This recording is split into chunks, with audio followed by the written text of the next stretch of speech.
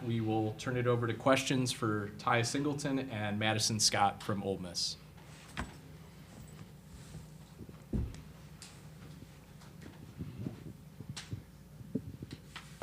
David Eckert, the Clarion Ledger. For both of y'all, when you kind of visualize what needs to happen tomorrow to get a good outcome, what pops into your head? Just being who we are, dictate and disrupt, playing our defense, being extremely focused. I think that's very important for us because it got us this far. So definitely dictate and disrupt. Yeah, what she said. Just I think being connected for 40 minutes, playing the way Ole Miss women's basketball plays. I think if we're able to do that, we'll be successful. And I guess again for both of you, just how's the team feel right now? The last obviously got a little bit of a rest. What's We're excited. It look like? Yeah, we're excited. We're Very ready to compete excited. together. Excited to be here. Grateful for the opportunity. So we're ready to seize it and just give it everything that we have.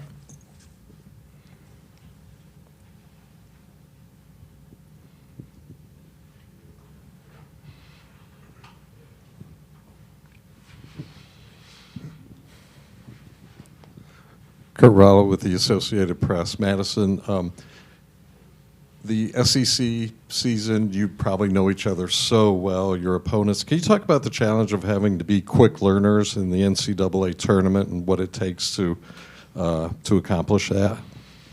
It's definitely a challenge, because you're facing a new opponent that you're not, as familiar with as you are with the opponents in conference. But I think the biggest thing that we've been being intentional about, my team particularly, is just being coachable. Our coaches give us a great game plan. We're watching film, we're asking questions, and our focus is at an all-time high, because we want to win. We're not ready to go home, So I think just being coachable, that's been our biggest thing as players, and just accepting everything that comes our way and being able to react quickly and trust the process, trust the game plan, and yeah. Mm-hmm.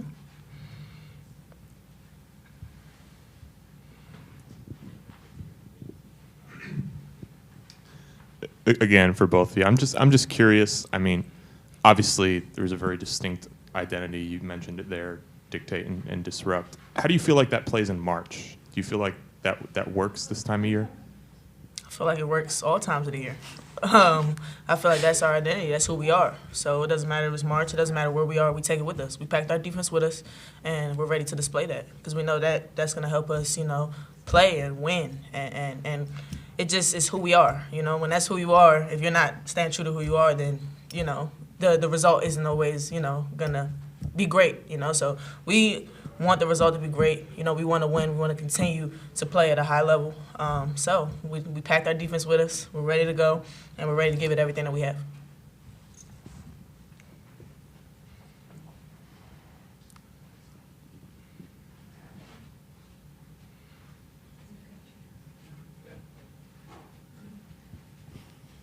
Hey, Tamika Catchings, ESPN. So question is, you guys were here last year as far as making it to the tournament. What did you learn from last year that I'm sure Coach had talked about in your preparation for this year? We learned what it takes to continue to play. We got a taste of that with making it to the Sweet 16 last year. There was many moments last year where there was highs and lows, but it was staying steady through the highs and lows. I think that was the biggest takeaway from last year. Like you mentioned, sir, we're playing against different competition, teams that we aren't necessarily familiar with. But so throughout the game, there's going to be ups and downs. There's going to be things that happens that we have to make adjustments and be ready. And I think it's just staying steady, through the highs and through the lows, staying steady and just being ready to do whatever it takes to win, So that was the biggest thing from last year. And then we learned how important also it is to just stay connected, throughout all of that. Because we can't, it's not 1 against 5. It's 5 against 5. Of course, we need the 15. We need everybody on our team to do their job and be ready to go. So I think just staying connected for 40 minutes, staying true to who we are, and just trusting in God, trusting in our coaches, good things will happen. And one more question. For you in particular, like just watching you over the last couple of years has been amazing. what do you feel like you really worked on from last season to this season to put you guys in this position? Wow.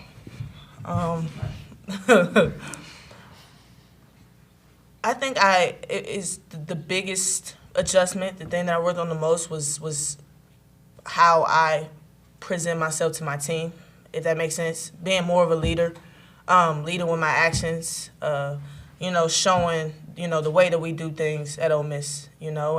I've taken a lot of pride in doing that, and sometimes I fall short. But I want my teammates to know that, I've been here. I've gone through a lot of ups and downs, but I've been here, and that I'm ready to attack everything with them. I want to be a leader for my teammates, So that's been the biggest thing, just trusting myself to do that, and then having great teammates that trust me make it 10 times better. So, yes, ma'am. Sam Gorey, ESPN. You're part of March Madness, so I'm just curious as to how many other games you guys watch, even though you're locked in on what you do, and if you sort of get fired up even more just watching everybody else play when you're not out on the floor. I feel like it's March, so, great basketball. It's time for great basketball. I just feel like as long as we just stay focused on our opponent and not worry about what's next after like that, we just stay focused on that one particular game instead of what's ahead after that, just one game at a time. But, of course, we watch other teams because it's March. Who don't want to watch basketball? It's great basketball time, but definitely staying focused on who we have in front of us at that time.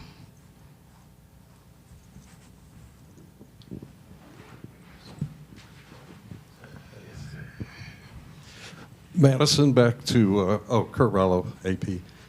Back to leading with a purpose. Was there a defining moment or turning point this season where you kind of had to help the team weather the storm, and how were you able to do that and get yourselves here?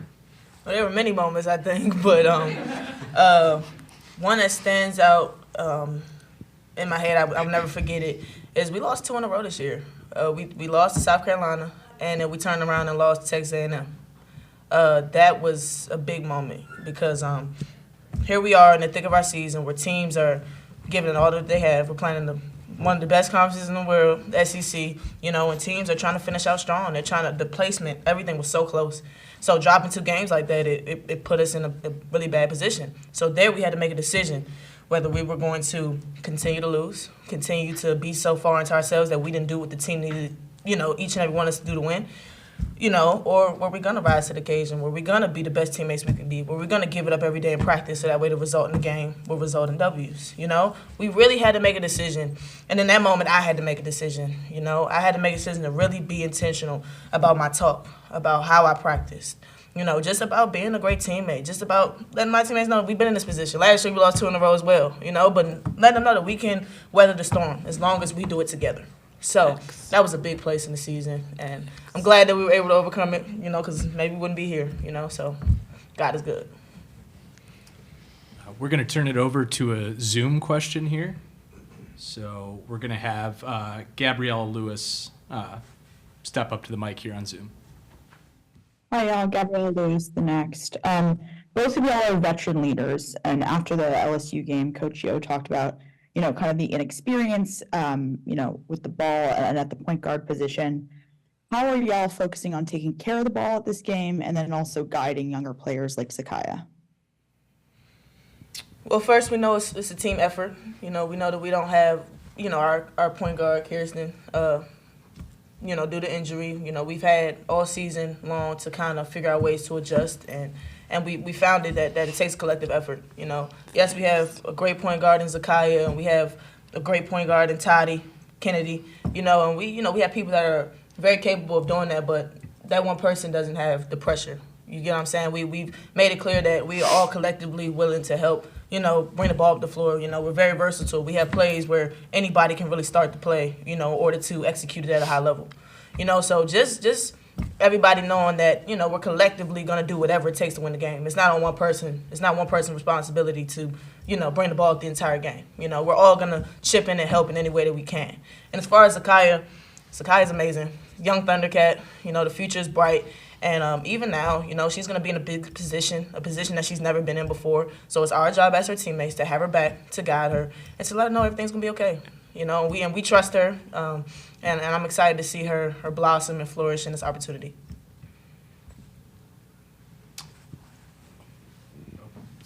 Maddie, Sam Gore, the ESPN again.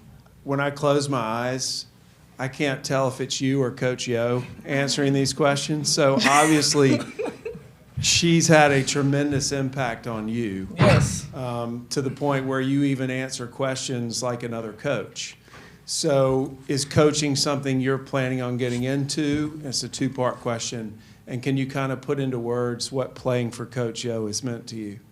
Definitely coaching is something that's in the back of my head, something that I'm very interested in. And Coach O has meant a lot to me. You know, this is year 4 with her, you know, and I already announced I'm coming back. It'll be year 5, you know, in the future. Coach O just keeps me on my toes. She pushes me past my limits. You know, she really has helped me grow, you know, and it hasn't been easy for her. You know, I know it's been a lot of difficult moments, but, you know, she never leaves my side. You know, she's always there, and it's bigger than basketball. You know, she wants me to be great in the basketball court, but also great in life. So she's teaching me life skills, you know, that's going to help me be successful, you know. And I'm a representation of my coach. We all are a representation of our head coach, which is why I come up here and I speak so well and stuff like that, you know. She's taught me a lot, and I'm taking notes because one day I want to be a coach as well. So there's nothing that she does where I'm not thinking about it like, why did she do that, you know. But it's all because I'm just eager to learn. I'm hungry, and I'm just excited for all the opportunities that come, you know, my way. Great mentor. We'll go to another Zoom question here from Gabrielle Lewis. Hi again, but this is for both of you. You know, the SEC really has this defensive spirit, and I think you guys exhibit that maybe better than anyone. What makes defense so central to the SEC culture, and what's distinctive about that SEC defensive style? I feel like the SEC is just very physical. We're very tough. And I feel like our defense is very physical, very tough. The difference from our defense is just you know, you're gonna do what we tell you to do, not what the other way around. So just dictate and we disrupt. And I just feel like the SEC is just more physical than a lot of conferences. I come from the Big Ten, where it wasn't as physical. Coming to the SEC, it was different. It was like a culture shock for me. I was like, oh, Lord, what is this? But it helped me in so many ways, and it helped me with Coach Yo, because I was just like, Coach, I don't know this type of defense. This is different for me. But heavy on just physical and tough. Yeah, we have time for one more question here. Madison, you mentioned coaching. If the opportunity were there, would Ole Miss be a dream job, or would it be challenging to coach? Do you think it'd be challenging to coach at your alma mater? That's big shoes to fill, you know, with Coach O doing what she's doing now, and she's just beginning. You know, there's so much, you know, success and blessings coming her way. So, but definitely the opportunity presented itself. I would love to do that. You know, Oxford, Ole Miss, they showed me so much love. They've helped, you know, mold me into the woman I am today. You know, and I'm still growing, I'm still improving, but I wouldn't be where I am without Coach O, University of Mississippi, my teammates, all the relationships, everything that's come out of coming to the University of Mississippi. It will always be near and dear to my heart. You know, so definitely to answer your question, yes. Thank you, Madison, Tyia. Appreciate it. Thank you.